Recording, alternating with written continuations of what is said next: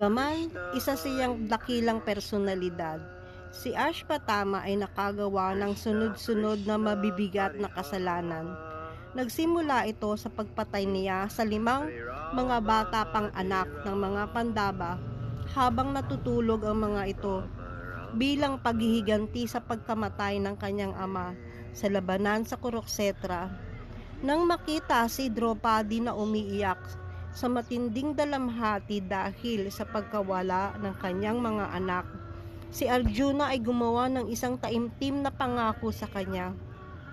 O mabait na ginang, kapag naiharap ko sa iyo ang ulo ng Brahmanang iyon, matapos ko siyang pugutan gamit ang mga palaso mula sa aking gandiba, saka ko papahirin ang iyong mga luha at palulubagin ang iyong damdamin.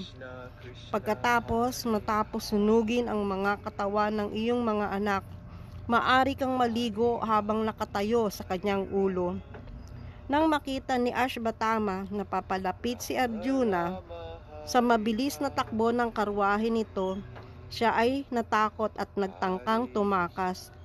Ngunit nang mapansin niyang pagod na ang mga kabayo, sa isang desperadong hakbang ay pinawalan niya ang Brahmastra, isang makapangyarihang sandata, upang iligtas ang sarili. Kahit hindi pa niya alam kung paano ito bawiin.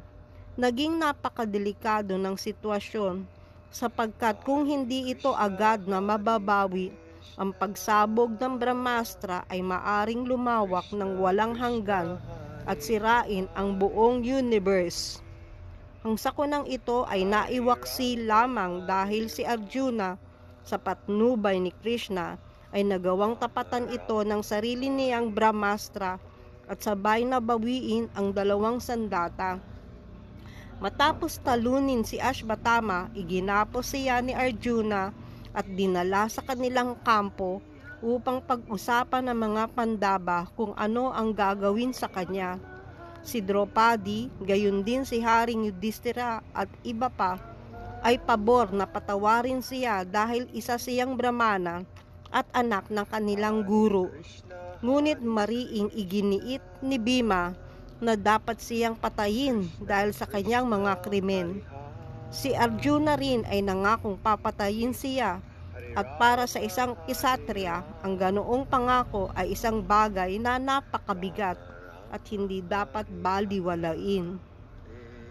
Ang pinakatatanging tagubilin ni Krishna kay Arjuna: ang kaibigan ng isang Brahmana ay hindi dapat patayin, ngunit kung siya ay isang mang-aagresor, kailangang patayin siya. Ang lahat ng mga kautosang ito ay nasa mga kasulatan at dapat kang pumilos ayon dito. Kailangan mong tuparin ang iyong pangako sa iyong asawa at kailangan mo ring kumilos upang mapalugod si Bhimasena at ako. Nauunawaan ang mahiwagang tagubilin ni Krishna, pinutol ni Arjuna ang buhok ni Ashvatthama at inalis ang likas na hiyas na nasa kanyang ulo, at saka siya pinalayas.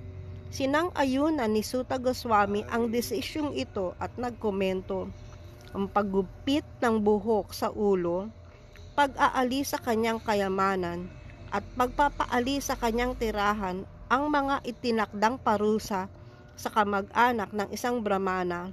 Walang kautusan na nagsasabing dapat siyang patayin. Ngunit hindi dito nagtapos si Ashvatthama.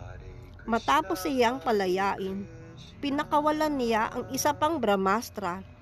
Ngayon ay itinutok kay Uttara upang patayin si Pariksit, ang huling inapo ng mga Pandaba, habang ito ay nasa sinapupunan pa lamang.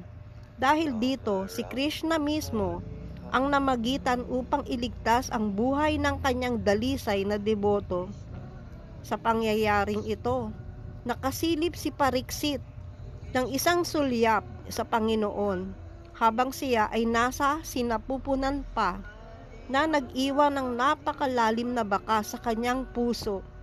Ang pangalang Pariksit ay nangangahulugang taga-suri dahil matapos ipanganak, palagi siyang tumitingin sa bawat tao na kanyang nasasalubong hinahanap ang katauhan ng Diyos na minsan niyang nasulyapan sa sinapupunan. Dahil sa lahat ng kasalanang ito, isinumpa mismo ni Krishna si Ashvatthama na magpapagala-gala na mag-isa sa loob ng 3,000 taon sa unang mga siglo ng Kali Yuga. Siya ay mamumuhay bilang isang dukha, nagdurusa sa sakit na hindi gumagaling, may mga sugat sa buong katawan, at ang mga sugat mula sa pag-alis ng hiyas sa kanyang noo ay hindi kailanman maghihilom. Maglalakad-lakad siya na walang matatakbuhang tahanan at walang sino mang mahahabag sa kanya. Haribol.